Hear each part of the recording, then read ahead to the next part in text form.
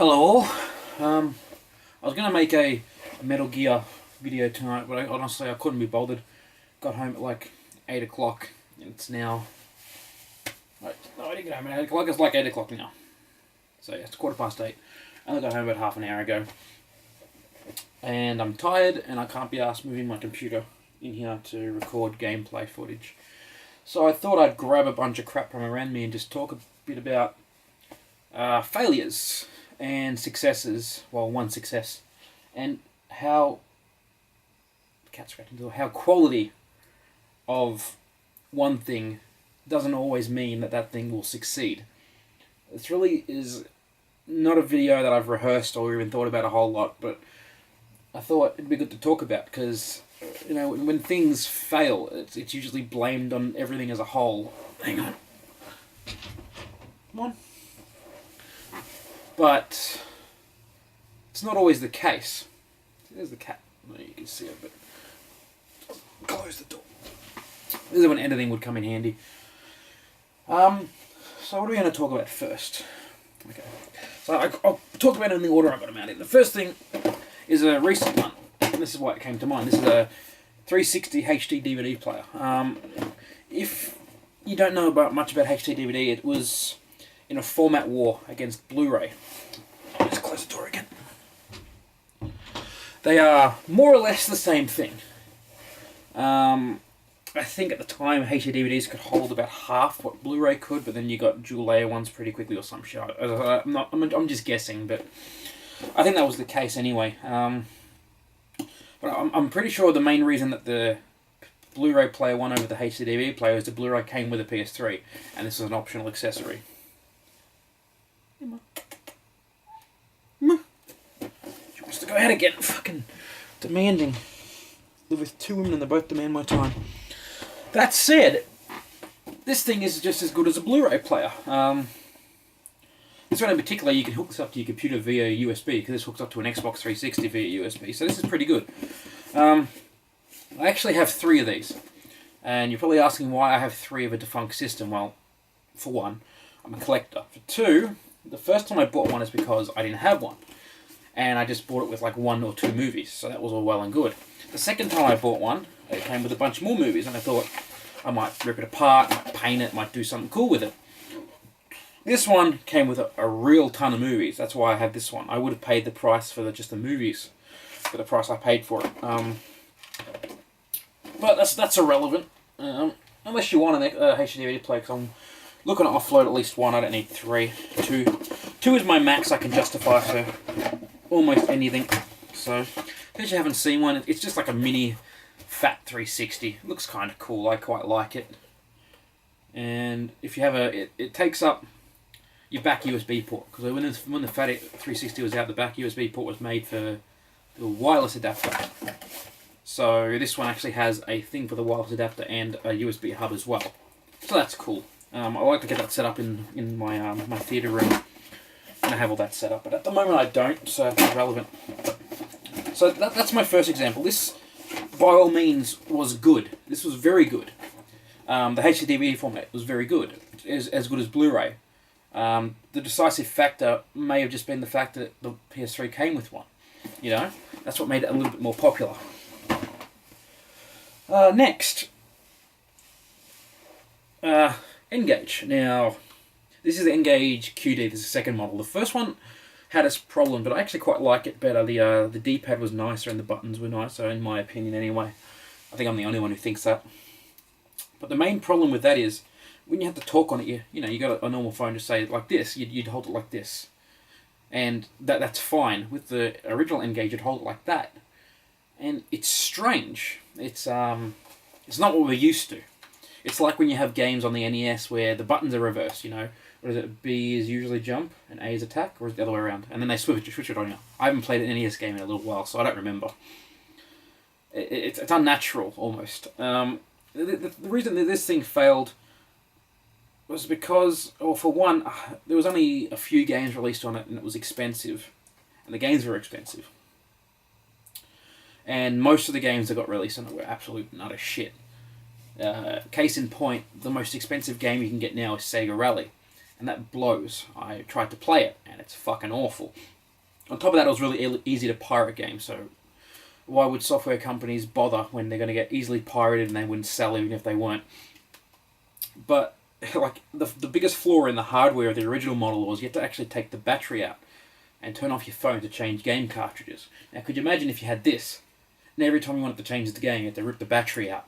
You'd get pissed and you'd stop playing, especially in this day and age, anyway. So, but the great thing about it is this basically paved the way for mobile gaming, or mobile phone gaming, I should say.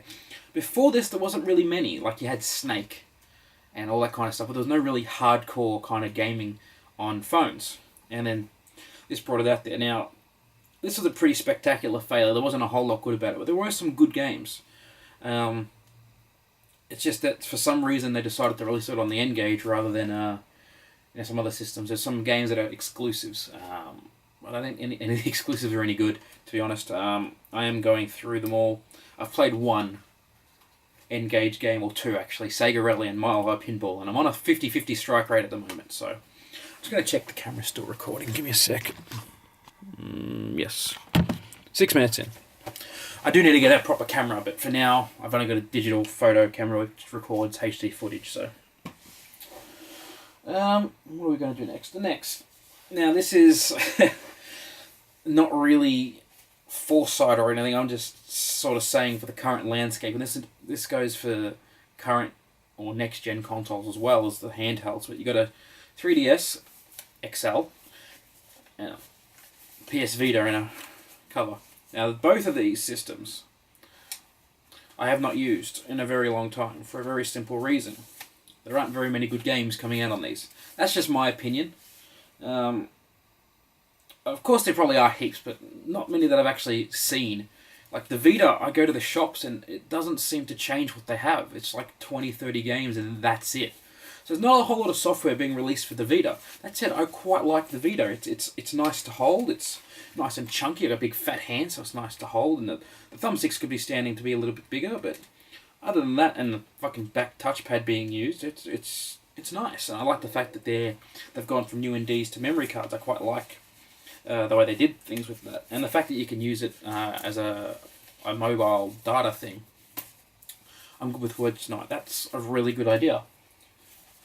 Now the 3DS, due to my eyesight, I can't use 3D. For 1 second in every hour, I might get it to work just a little bit, and when it works, it looks amazing. So for all you people with great sight that use glasses, this is great for you. I guarantee. I bet you. It'll be pretty good. But for me, DS, 3DS, only difference is the fact that I can't play 3DS games on a DS. That said, I find that this system is having the same problem. There aren't a whole lot of new games being brought out that are good. Like there was Luigi's Mansion 2, which I really have to get, but I'd have to play the first one first. Well, I don't have to, but I want to. And I think that's why this one isn't really going as well as the DS. When the DS came out, there was just millions of titles coming out for it. And it was up against nothing. It went from the Game Boy Advance, or the Game Boy, which was really successful, to the Game Boy Advance, which I don't think was as successful, to the DS, which is double screens, big buttons, big screens. It's all awesome improvements.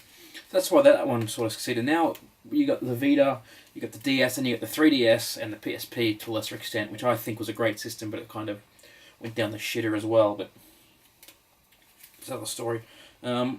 It's hard to kind of say that this thing's going to go as well as the DS did. I really hope it does, and I really hope the Vita as well. I really hope the Vita goes extremely well, because as I said, I quite like it. I like both these systems quite a lot. But the lack of good games coming out for it, I'm stupid. I'm a collector. I'll buy anything, no matter the price. If it's gaming related, I'll get it. But not everyone's like that. If you have...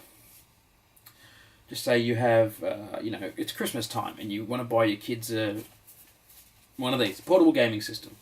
So they'll nick off and won't bash each other for the TV and whatever else.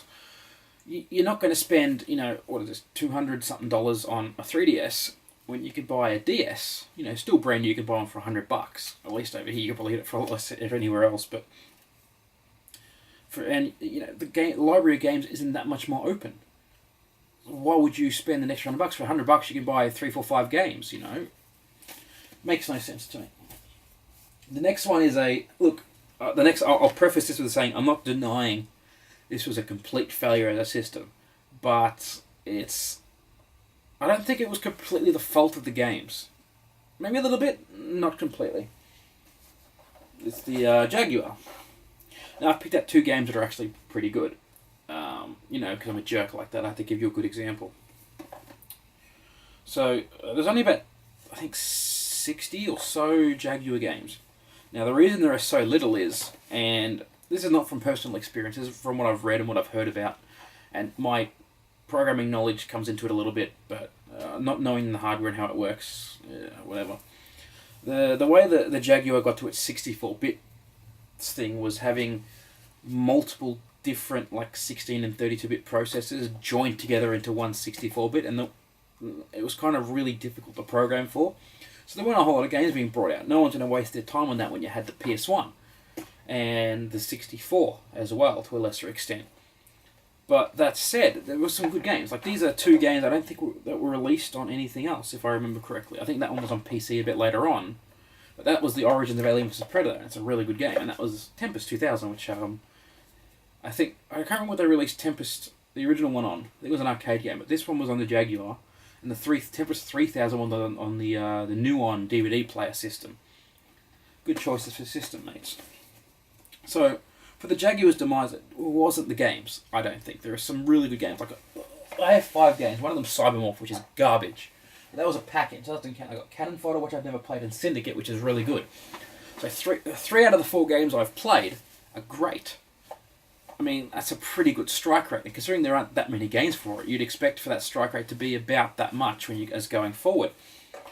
But probably not. But yeah, it's as I said, it's not always what you'd think. It's like the whole thing in a whole made sense. It's kind of hard to explain. I do need a better example, and I've got one. And that'll be the next thing. The next thing I'm going to talk about... Dreamcast. This system is amazing, and at the time it was even better. It came out with a controller with an analog stick, it came out with visual memory cards, it had great games, it had broadband capability, it was amazing. A VGA box. Not many people care about that kind of stuff, but VGA box was cool. And this system failed, and after this failed, Sega were out of the console market. This did not fail because of the games were good. This did not fail because of the controller was good. This did not fail because of the system was good. Why did it fail, you may ask? Once again, I'm assuming people who watch this probably have a good idea of what I'm about to say. But if you don't, back when the thing I've got in my hand came out, the landscape was a bit different. You didn't have the internet, or a big version of the internet as we do now. You didn't have it so widely available. You didn't have the information that you have now at your fingertips. Now you release something bad and everyone knows about it. Excuse me, take the Xbox One.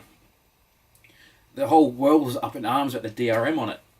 Well, back in the day, if this was the same console without the internet, which of course you couldn't have DRM, but suspend your disbelief in this for a second, it would have just came out and you'd have been stuck with it because you wouldn't have known.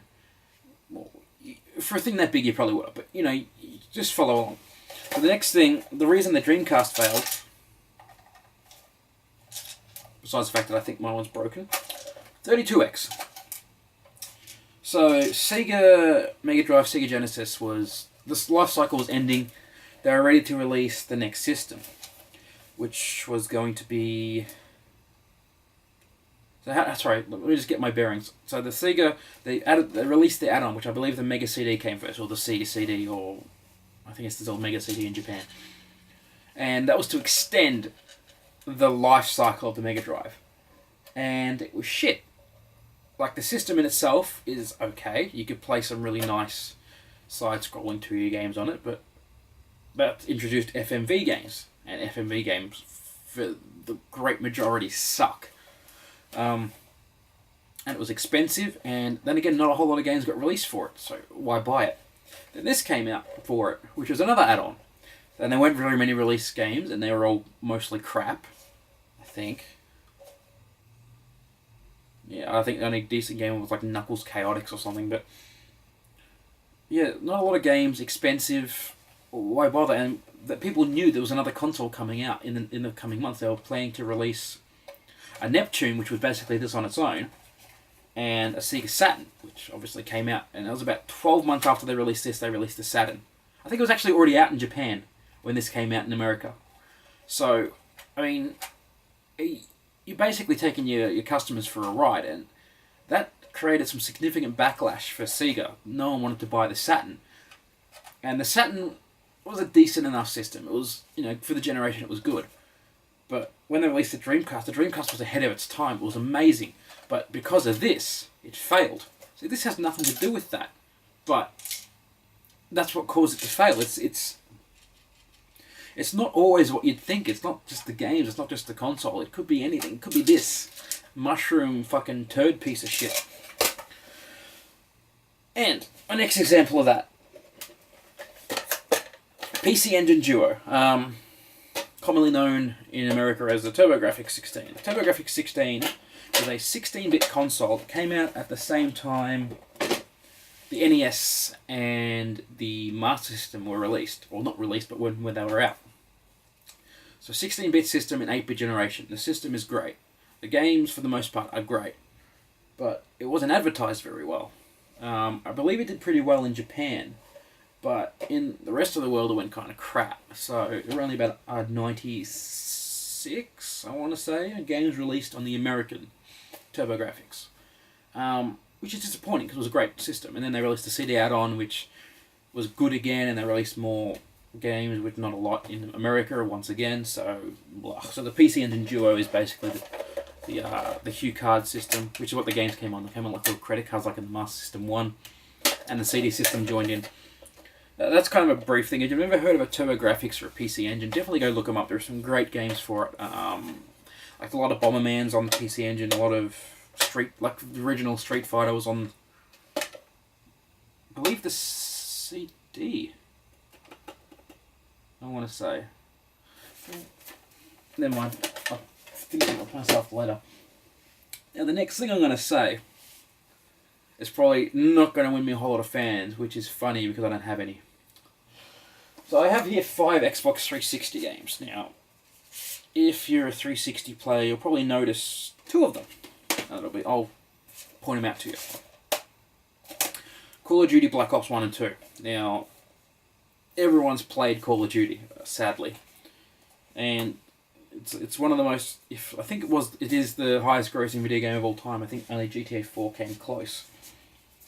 But they're popular games. I think they're kind of shit. Now, why do I have them? Because I'm a collector and I got an RC car with one of them. But then, okay, they're not shit. They're okay. They're competent, but not great. I think the reason they succeed mostly is because of the multiplayer. But anyway, so many of these games I have in my hand have multiplayer. 1 to 2 players. I did not know that. No, they don't. Oh, this one does. Excuse me, as you can tell, a little bit more so than usual, this video is obviously not scripted. I not really thought about saying stuff. I just wanted to come and say stuff. But I've got 3 games in here that I'm hoping you've heard of, but I don't think you have, and it's depressing. You have Singularity, which is a shooter very much on the same kind of graphical prowess as Call of Duty and the same kind of controls. It's really nice controlling. And it's a really fun game. It's got a different stick to it. You got your time travel and funny powers and all that kind of shit. It's a great game. Then you have Catherine, which is a puzzle game. I will grant it's a really strange puzzle game, but I quite liked it. I think this is a great game. It has reversible cover-up too, which is kind of funny. But I think the one that's on here has like sexy, weird shit. When I say sexy, I don't mean I think it's actually sexy, but well, they both kind of do. I'm obviously not into cartoon characters. I'm married. So, yeah, fun puzzle game. If you've never heard of these games that I'm going to say, but this one, last 2 and this one, then you owe it to yourself to at least try them. They're not going to be expensive because they weren't very popular. I believe Singularity goes on eBay for about $14, $10 for the Australian version. Catherine's not too much more. Only when it came out, it was only $50, so you'd probably be able to get them cheap. And the next one is Eat Lead, The Return of Matt Hazard. When I first played this game, I got it as a joke, because it has Neil Patrick Harris in it. I actually haven't read the back, but yeah, I got it as a joke. I thought that the title sounded pretty funny. And I played it. It was actually really fun. It's a third-person shooter, if I remember correctly, where you are a video game character. Duh. But you know you're a video game character in the same way that an actor knows he's an actor. And it kind of follows the story of Duke Nukem, whereas Matt Hazard is Duke Nukem, and his games were really popular in the 80s. And then he kind of turns to shit with all the shit games, and he has to make his return. That's why it's The Return of Matt Hazard. And honestly, this is one of my favourite games from the 360. It was really hard to, because I shouldn't be admitting this, but the copy I had, I downloaded when I got it for a joke, because when you're not paying for it, you don't really care too much about it. But then I played it, and I know I don't condone piracy anymore. I was stupid back then. That was 7 years ago, I think, 6 or 7 years ago. 2008. Yeah, 6 years ago. But yeah, and then I spent the longest time trying to actually find the physical copy. I ended up getting it for $20 brand new. And that was the only copy I've ever seen. It's strange. And it's not at the same time, because it's to be expected. It's a game that no one's heard about. It didn't get a lot of ad time. It didn't get, it doesn't have that kind of pedigree towards it. That said, it's awesome. I'm sure I was telling you about the story, but I've forgotten because my brain is mush. But, yeah, so I know this kind of isn't really joined up with the rest of the stuff I talk about. These games are great, and they failed. I guess is kind of why it's joined up to the rest. I should write scripts. Because no one played them. No one played them because no one heard of them. No one heard of them because it's really hard to compete with this. That kind of budget, When the last game got released, Black Ops 2, you'd walk around the city in Melbourne and it'd just be posters on the trains and the buses and the trams and everywhere. This stuff is... Like Catherine I heard about, I believe through a YouTube channel.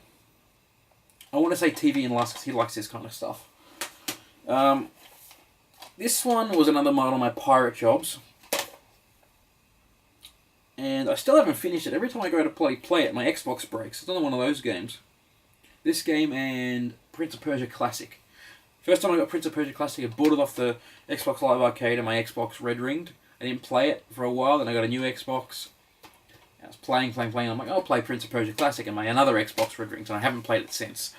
It's like testing fate. And this one, I had a couple of Xbox red rings playing it too, but I obviously know it's a coincidence. This game...